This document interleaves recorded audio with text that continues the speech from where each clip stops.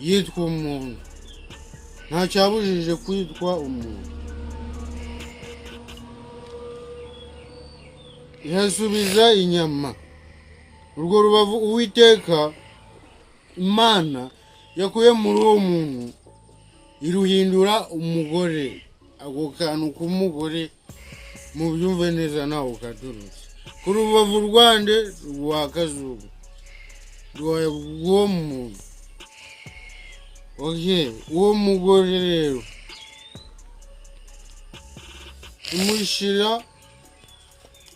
imushyira uwo muntu, aravuga ati uyu ni igufwa ryo mu magufwa yanjye